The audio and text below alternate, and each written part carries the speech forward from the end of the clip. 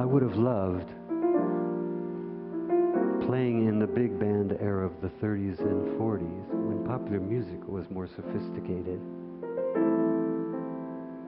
I would have loved to have played trombone in a big band. My mother's friends introduced me to the trombone of Tommy Dorsey. She was a great fan of Tommy Dorsey. And she winds up the Victrola, calls me over, puts on a 78, and out comes...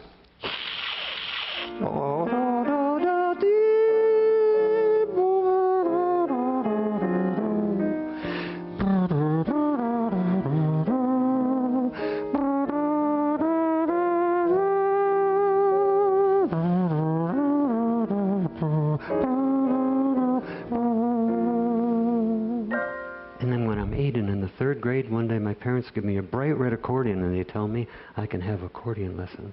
But I hate the accordion. I can't stand the sound of that thing. I hate those left-hand buttons always. Triads, triads, triads, triads, triads, triads, triads. And next year in public school there's going to be another variety show, and the only thing I can think of to do is to play the accordion. So I take out that hated accordion, I dust it off, and I make friends with it. I go down into the basement to practice.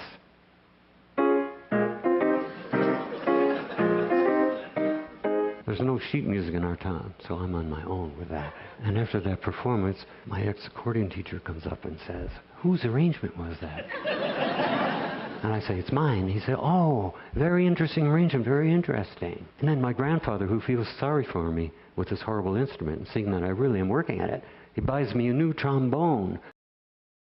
And making pretty good money. By the time I was 15, I was making enough money to pay for all my stuff, my clothes and my going out and everything like that. So that made me realize that, or think that I could actually be a musician and make a living at it because I was already doing it. So I didn't, there was no reason to doubt. And about that time, I started really loving the Stan Kenton band.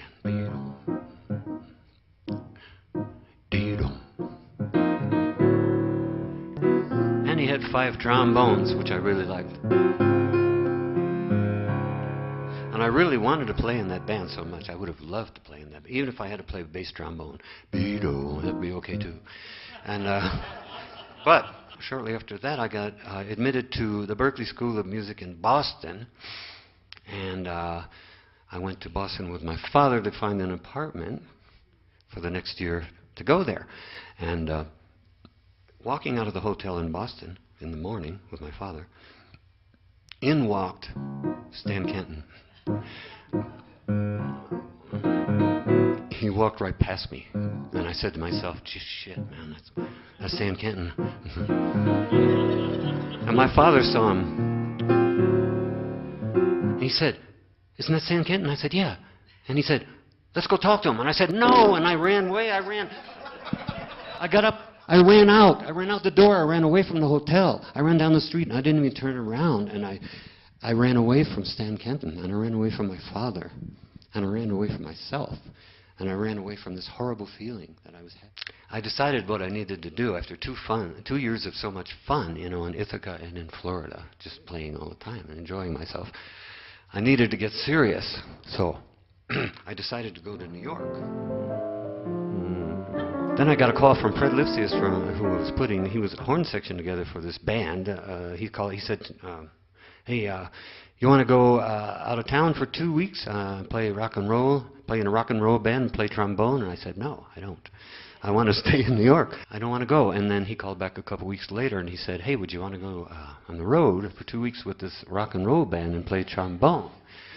And I said, "No, I don't." He was kind of slow, Fred, I mean. But he called me a 3rd time and he said, "We're going to California. You want to go to California for 2 weeks?"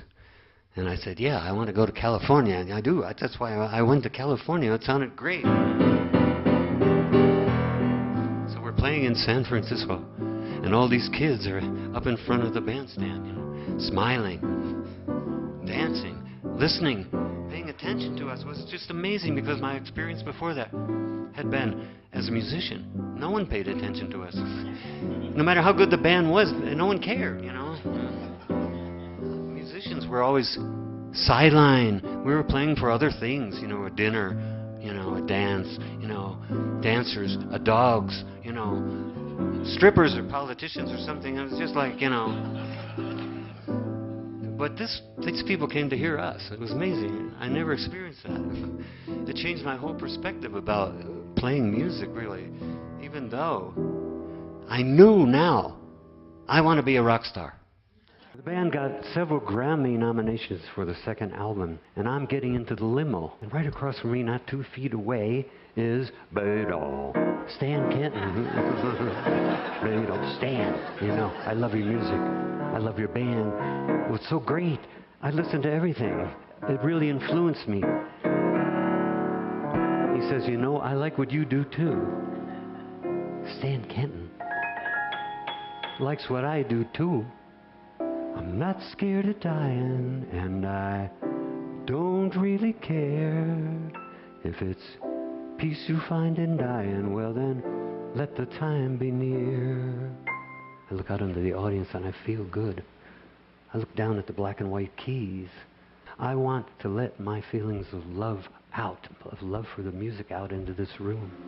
Let this love go on. Like the love that brings the summer rain.